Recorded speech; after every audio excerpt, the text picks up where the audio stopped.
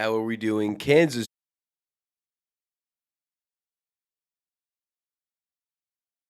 First off, I want to give a huge shout out and thanks to Kalshi for being a sponsor. Huge shout out to them. Uh, Big fans of obviously their work, but thank you for sponsoring. And want to thank you guys for tuning in. If you have not already and you like Kansas college basketball content, you like college basketball content in general, hit that subscribe button down below to the Jayhawks Daily channel. We've got on Apple Podcasts, Spotify, YouTube, wherever you enjoy watching or listening to your content. Hit that subscribe button and we'll find you. So, and if you have already, welcome back. Today we're talking about some pretty breaking news regarding the 5 and 5 hearing. A little breakdown of what that means for Kansas' position, for the players' positions, for college in general. I mean, it's pretty sweeping. Melvin Council's hearing still coming up in the near future, but a couple of new additions to what's going on there, and then Fabian Kaiser's visit. We're going to talk about, kind of what happens if, he decides to take those next steps and how the visit kind of went. So, starting off first with obviously the most breaking news of all breaking news.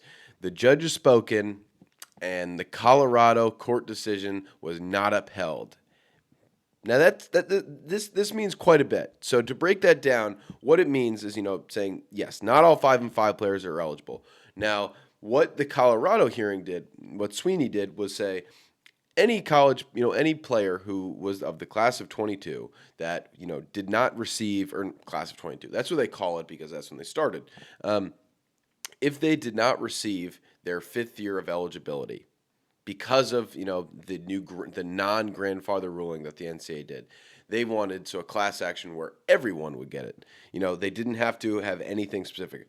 All it means technically is the players that either previously have filed lawsuits with their individual states, or if they plan on doing it, that's how you get the eligibility. Not just, okay, I am one of the people, I get it no matter what. No, all in all, it's the weirdest decision. It's not the weirdest decision. It's not the clearest decision that they've ever made. All it really made was, another path to make. The NCAA is not happy with the result of it.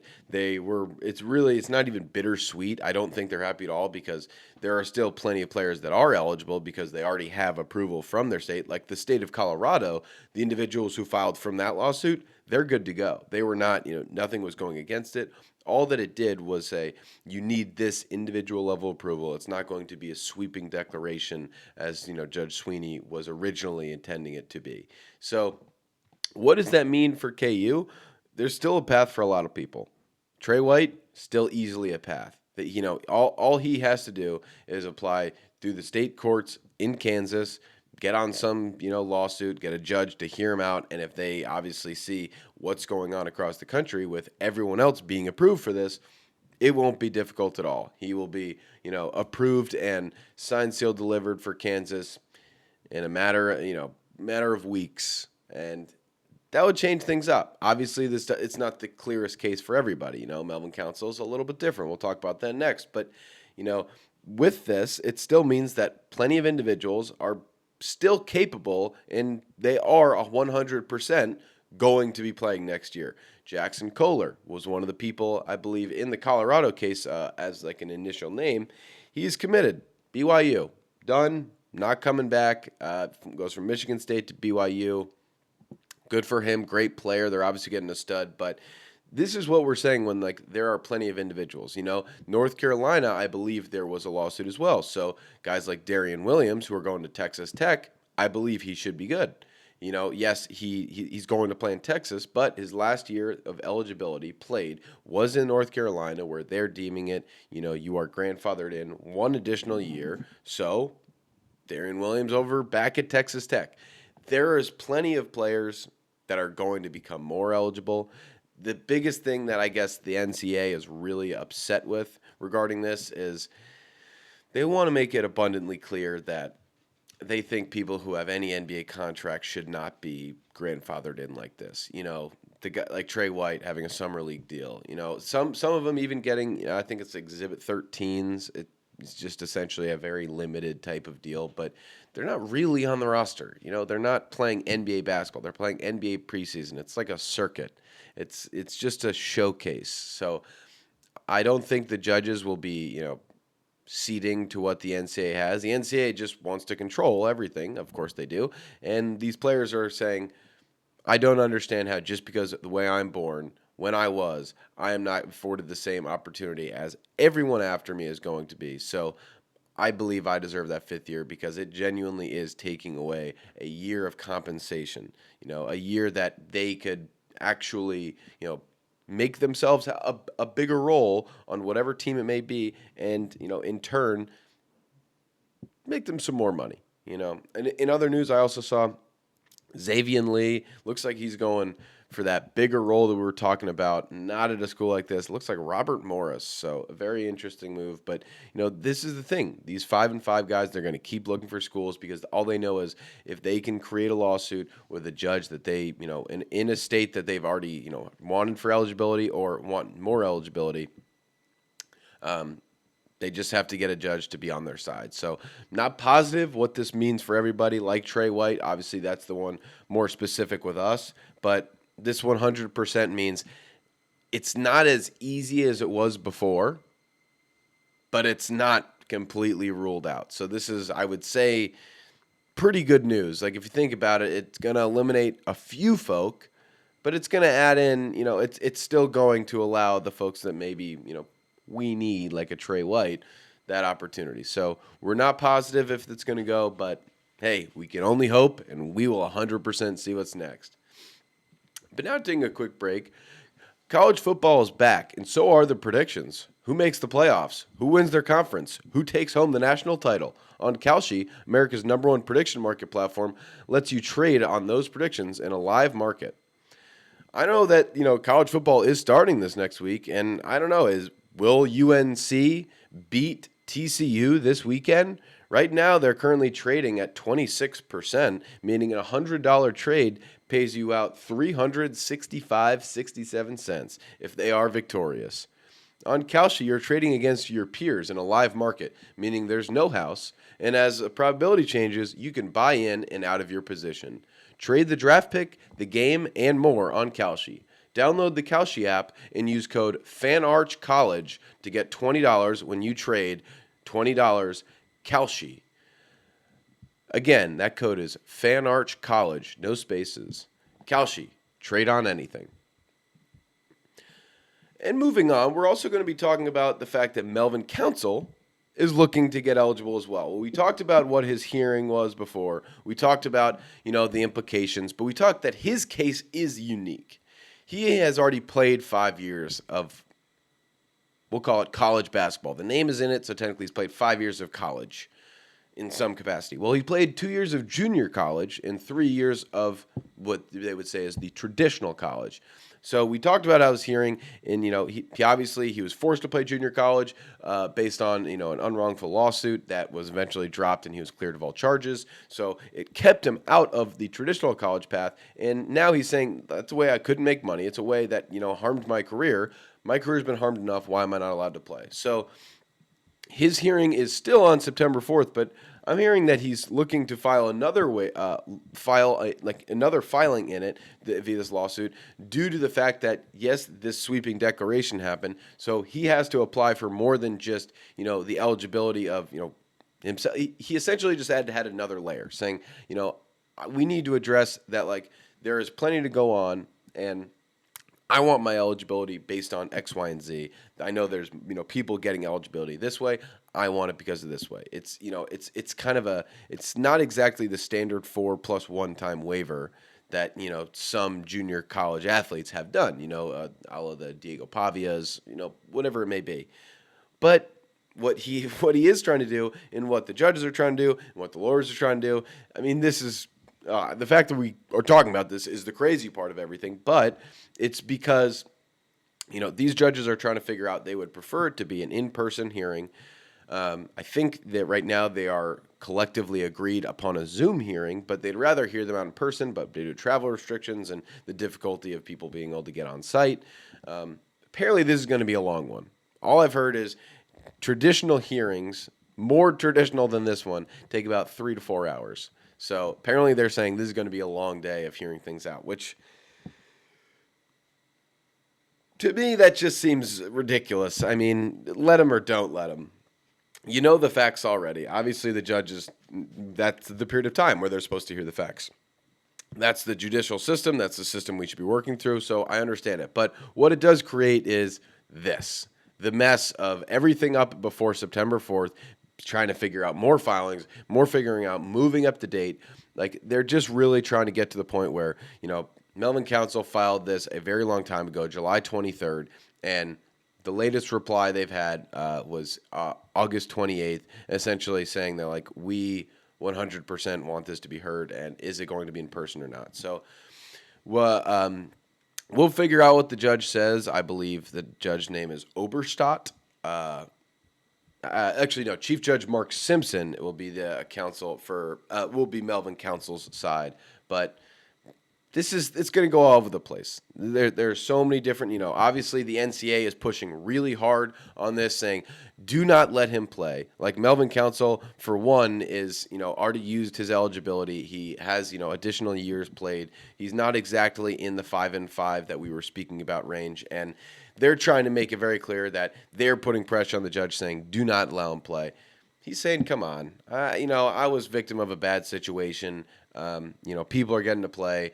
My contracts with the NBA were nothing of real concern, so just allow me to play. And in his lawsuit, he has made it abundantly clear his intention is entirely to play for Kansas Jayhawks.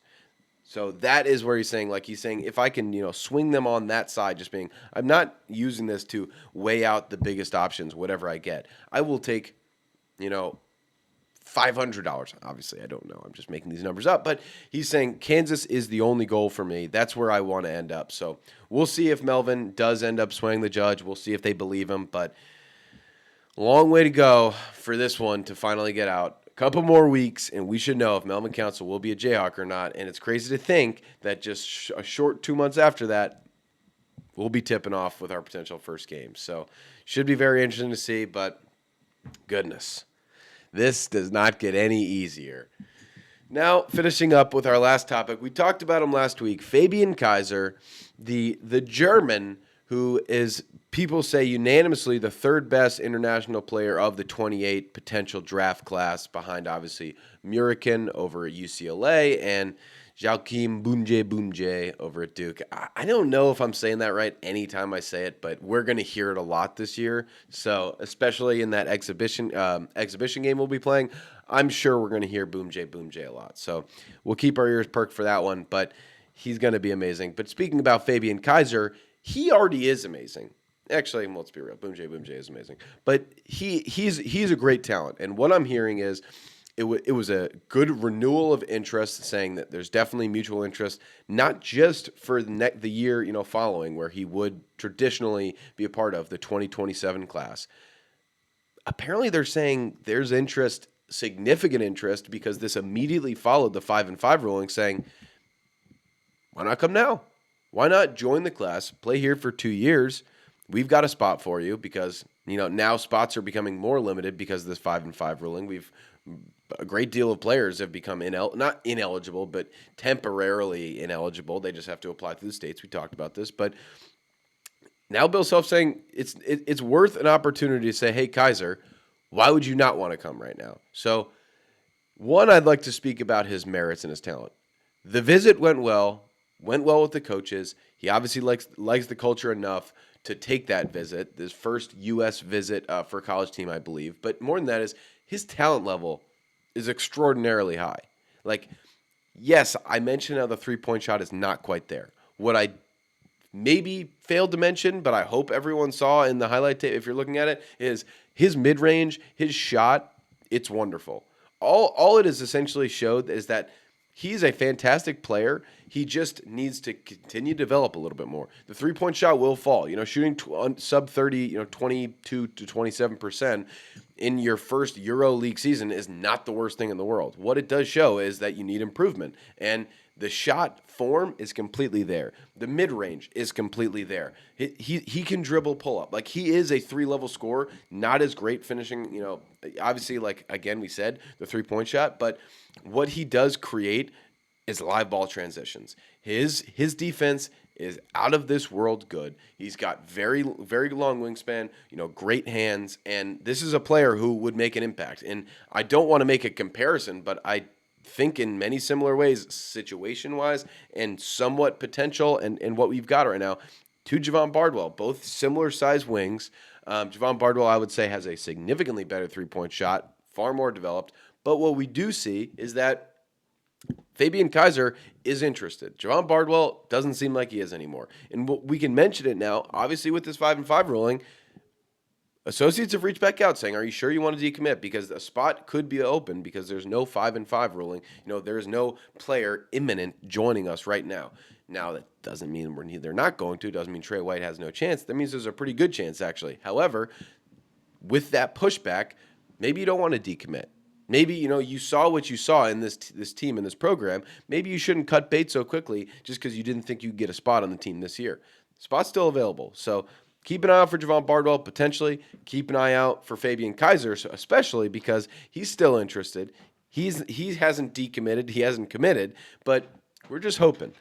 And on the Mihailo Musikic news, we are still very much waiting to see what the heck's going on with him. We don't know. The NCAA's got so much on their plate. Seems like it's going to be very unlikely that he's going to become eligible just based on the fact that he is 24 years of age. The NCAA doesn't like that. The judge might not like that either. So we'll keep that a little bit on the back burner more than anything. To be my honest opinion of Melvin Council's waiver, I don't think it's going to get approved. I think the NCAA is pushing too hard on this for the fact that they're just going to not be happy, and the judge will begrudgingly agree with them.